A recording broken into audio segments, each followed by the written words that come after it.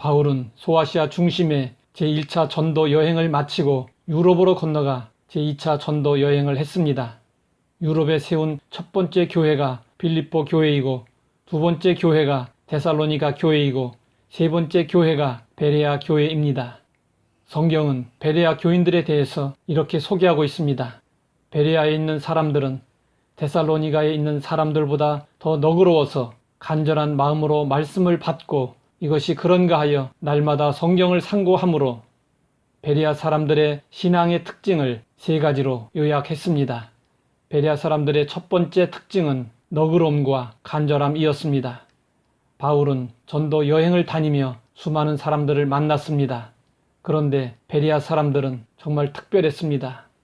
그들은 너그러워서 간절한 마음으로 바울이 전하는 말씀을 받아들였습니다. 너그럽다는 말은 마음이 활짝 열려있음을 의미합니다. 마음이 열려있지 않으면 말씀을 간절한 마음으로 받지 못합니다. 청교도들은 주일에 온전한 예배를 드리기 위해서 전날 밤부터 마음을 산란하게 하는 일들을 멀리했고 일찍 잠자리에 들었고 그래서 평온하고 준비된 마음으로 말씀을 받았습니다. 이렇게 준비된 마음이 간절한 마음입니다. 성경은 베레아 사람들이 가지고 있던 진리에 대한 열린 마음을 데살로니가 성도들과 비교하며 오히려 그들보다 더 높게 평가했습니다. 데살로니가 성도들은 열린 마음으로 바울이 전한 복음을 받아들였습니다. 그 결과 그들에게서 믿음의 역사와 사랑의 수고와 소망의 인내가 나타났습니다. 그뿐 아니라 예수 그리스도를 본받는 일로 마게도냐와 아가야에서 소문이 났습니다.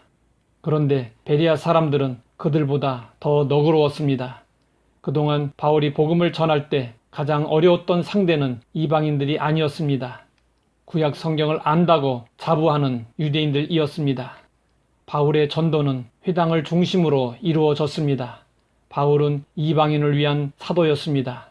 하지만 동족을 사랑했던 바울은 새로운 도시에 들어가면 언제나 회당에 들어가 유대인들에게 먼저 복음을 전했습니다. 그런데 유대인들은 번번이 복음을 다 듣기도 전에 이를 갈며 바울을 대적하곤 했습니다.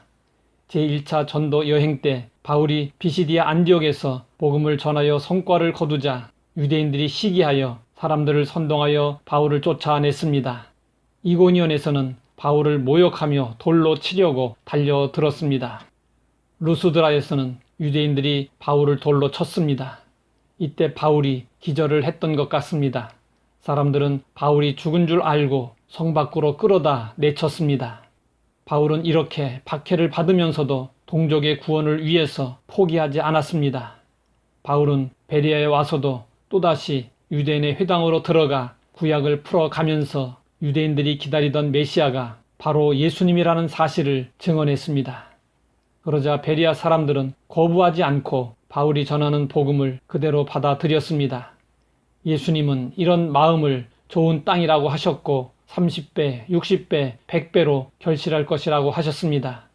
이런 마음을 가진 사람은 하나를 들으면 열을 배우고 날마다 성장합니다. 우리는 너그러운 마음으로 말씀을 받아들인 베레아 사람들의 자세를 본받아야 합니다. 베레아 사람들의 두 번째 특징은 건전한 비판 정신이었습니다. 베레아 사람들은 바울에게 복음을 듣고 그가 전하는 것이 정말 그런가 하여 날마다 성경을 상고했습니다. 이는 베레아 사람들이 지성을 수반한 건전한 비판 정신을 소유했음을 보여주는 것입니다.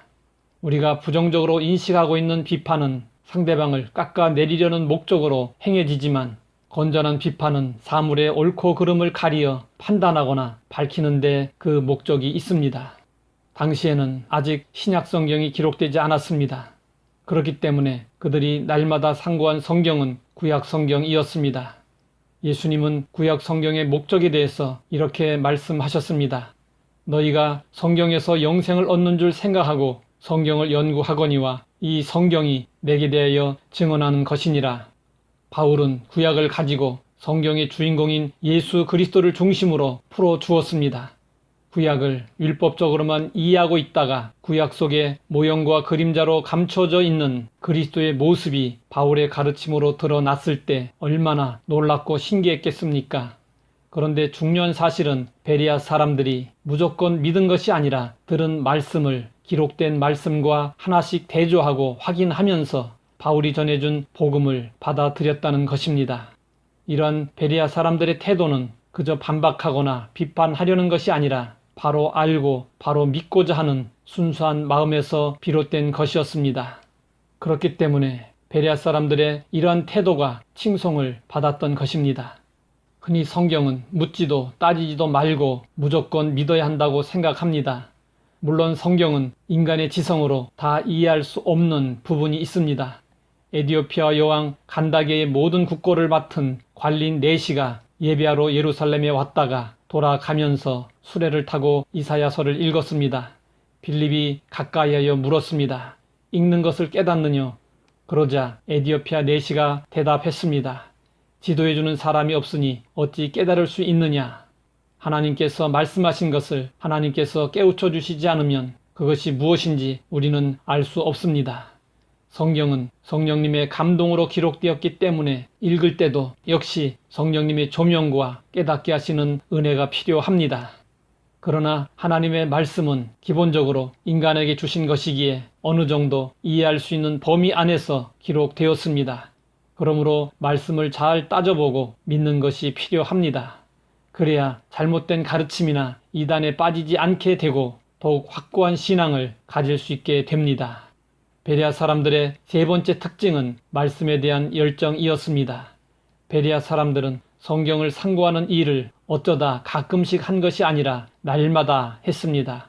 베레아 사람들에게는 진리를 추구하는 열정이 있었습니다. 하나님은 열정 있는 사람을 좋아하십니다. 바울이 교회를 박해할 때 하나님이 그를 심판하여 멸하지 않으시고 그를 불러 사도로 삼은 것은 그에게 하나님에 대한 남다른 열정이 있었기 때문이었다고 추측할 수 있습니다. 비록 잘못되었지만 하나님을 위하고자 하는 바울의 열정을 하나님은 좋게 보셨을 것입니다.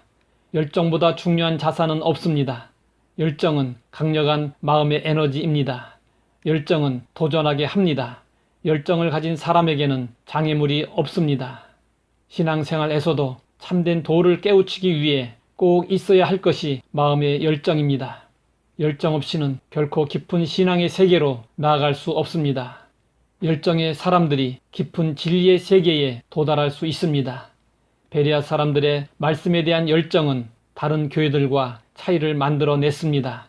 빌립보 교회, 데살로니가 교회, 고린도 교회, 에베소 교회 등 바울에 의해 세워진 교회들은 성장 과정에서 모두 어려움과 혼란을 겪었습니다. 그래서 바울은 편지를 보내 칭찬과 함께 책망과 당부를 하고 격려를 했습니다. 그런데 특이하게도 베레아 사람들은 이후로 성경에서 언급되지 않았습니다.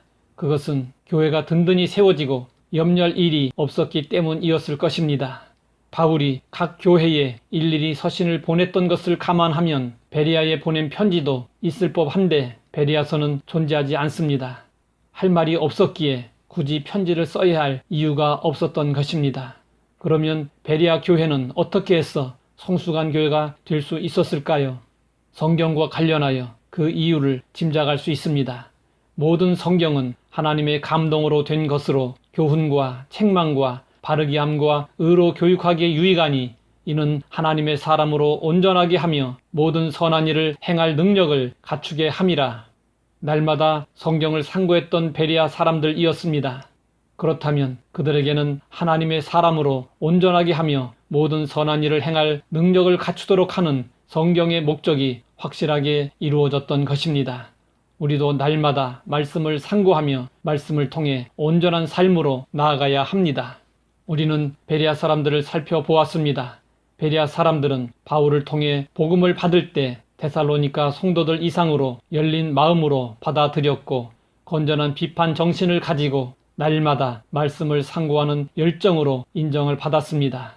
베레아 사람들의 신앙은 한마디로 명품 신앙이었습니다. 명품 신앙이 명품 인생을 만듭니다. 그러면 명품 신앙을 어떻게 확인할 수 있을까요? 초목이 푸르른 한여름에는 송죽의 절개를 알 수 없습니다. 그러나 찬바람이 불고 눈이 내릴 때 변함없이 푸른 송죽의 절개가 드러납니다. 우리의 신앙도 마찬가지입니다.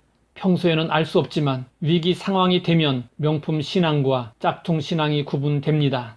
지금 우리는 예배의 위기를 맞고 있습니다. 베레아 사람들을 본받아 위기 속에서 오히려 신앙이 더욱 성숙해질 수 있어야 하겠습니다.